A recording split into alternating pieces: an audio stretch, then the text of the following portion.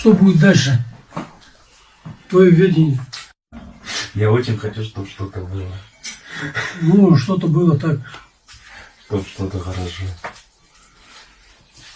Кто из них лучше работает? Ташиев или президент Жапаров? Мы.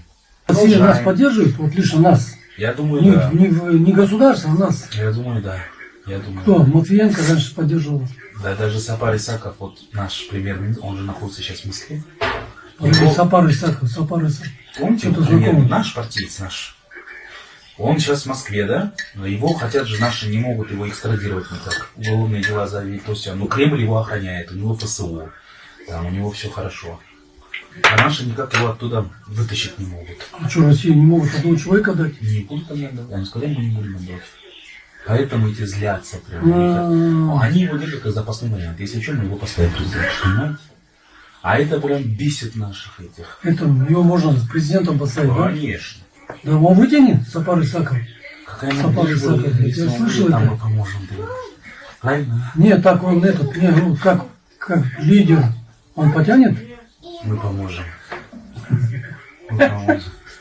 Правильно? Когда мы придем к власти, вы мне что, не хотите работать? Конечно. Что я туда не ходил? Конечно. Как сказать, офис, да? Это только весной будет открывать офис.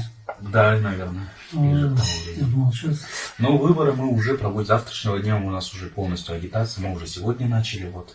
Тоже помогайте нам, поддерживайте. Вот. Нам надо как-то вытащить всех своих. Жалко, что мы сегодня без Ирины, без Назара, без других. Ну ничего. Но я через думаю, это что должны быстро пройти. пройдет, дай бог. Я думаю, что вот это должно максимум через 3 года должно все поменяться.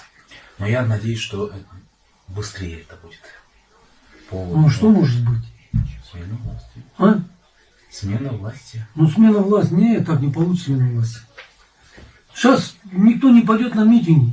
Подождите, подождите. Я тебе честно говорю. Ну никто не пойдет. Люди не пойдут. Они устали. Вот вы видите. Может быть, я то, что давно здесь не был, может, что-то не знаю. Вот вы видите. Я думаю, что власть к тому ведет. Так все.